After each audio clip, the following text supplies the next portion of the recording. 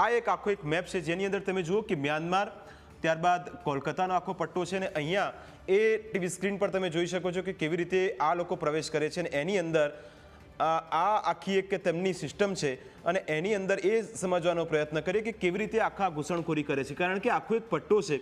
અને તમે જુઓ મ્યાનમાર, ત્યારબાદ કોલકાતા છે, દિલ્હી, મુંબઈ અને બેંગ્લોર, આ એક મેપ છે. એ મેપના માધ્યમથી તમે સમજવાનો પ્રયત્ન કરો કે કેવી રીતે એક આખી એક સિસ્ટમેટિક વેમાં આ લોકો પ્રવેશ કરતા હોય છે, અને એ ધીરે ધીરે પછી બીજી જગ્યાએ જાય છે. બીજો એક ગ્રાફિકલી આપણે એ સમજવાનું કહીએ, બીજો એક મેપ બતાવીએ કે જેની અંદર એ ખ્યાલ આવે કે પ્રવેશ દ્વાર કયા છે ઘૂસણખોરીના. એ મેપ તમે આ જુઓ કે ઘૂસણખોરીનો માર્ગ કયો છે. બાંગ્લાદેશમાં દુર્ગાપુરથી મેઘાલયના બાગમારા સુધીનો આખો એક માર્ગ છે. દુર્ગાપુરની બોર્ડર નજીકના વિસ્તાર સુધી રિક્ષામાં એક લઈ જવામાં આવે છે.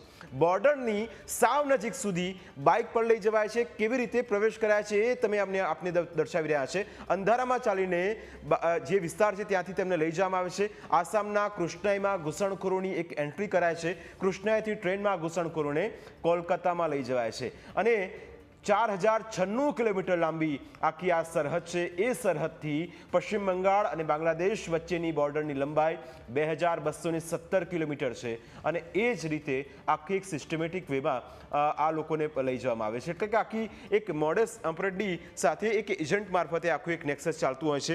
થોડા દિવસ પહેલા એક અહેવાલ અમે આપને બતાવ્યો હતો કે કેવી રીતે મિની બાંગ્લાદેશ અહીંયા અમદાવાદના ચંડોળા તળાવમાં રહે છે.